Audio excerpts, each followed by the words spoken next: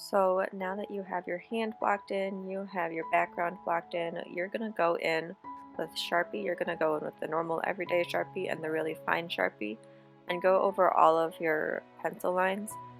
This is where you would go into more detail on your actual objects.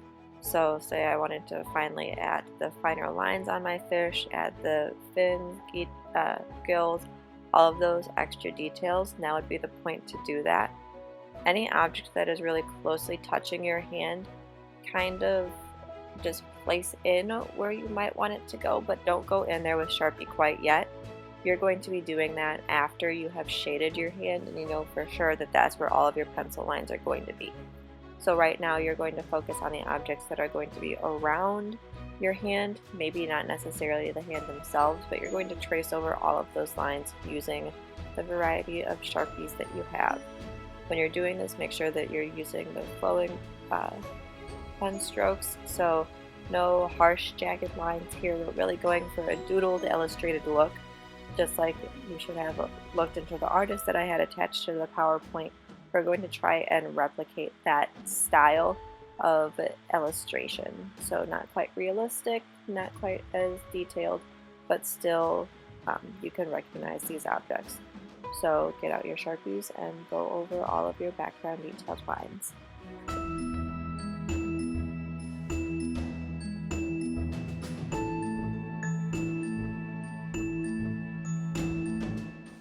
So now that you've traced over a majority of your background, you're going to start to erase those pencil lines. We're going to start and work on our craftsmanship here. You want to erase the pencil lines so that it looks nice and neat when you're all 100% done. I am going to kind of erase my hand just because I can still see where it was blocked in. I didn't have any details yet. It wasn't quite set in stone. And I might have had to change something with the way that my hand was based on my background objects, or vice versa. You might have to change your background objects to match your hand. So I did end up erasing a little bit of those pencil lines, so you see me going in and re-blocking them in.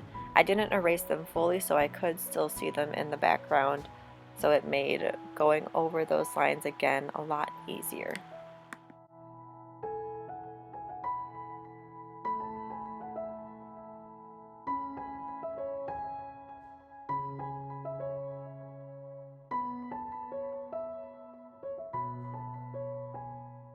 You can see this time that I am going in and adding a lot more details with my composition. That's because I have my background blocked in more. I know the next step is going to be shading, so I can be more certain on where my finger placement, where the hand itself, where all of that is going to end up being. So I am going to go in and add more details to this point right now.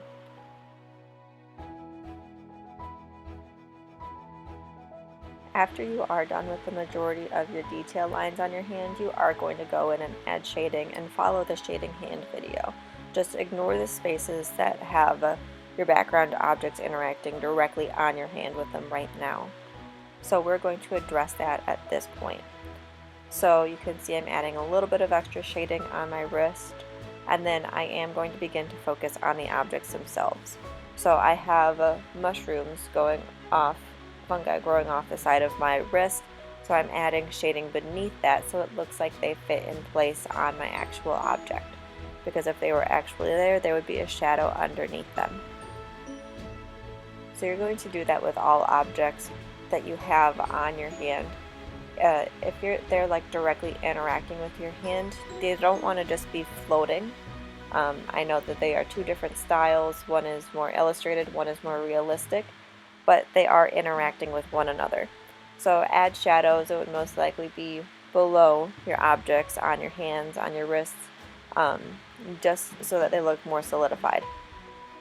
So now you can see that I'm going in, I'm actually erasing a little bit of my hand because my frog is holding on to the top of my hand. So I'm going to go in and then I'm going to block that in. I did shade that area completely because I was comfortable with erasing it. If you just left that area blank, now you can go in, draw it with your Sharpie, and then add the shading beneath that. This is just going to take your composition to the next level, really refine it, really make it look complete. Now that your objects are not just interacting with one another, they're interacting with the hands themselves, and that's shown in the details that you're drawing right now and with the shading itself.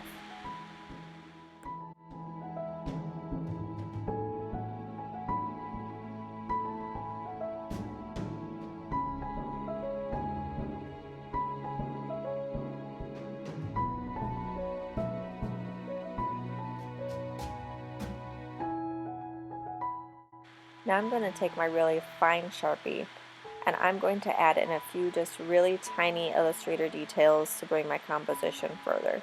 So I used the normal everyday Sharpie before when I was doing my background. Now that I've solidified where my objects are in relation to my hand, interacting with my hand, I'm going to go in and I'm going to just develop the background a little bit further using that thin point Sharpie, adding in the finer details. So like the tinier gills, the tinier scales on the fish. I'm going to be adding a little bit more dimension to the frog, still keeping that Illustrator style, that Illustrator feel to it, but I am just developing it further so it's not just the same the entire background.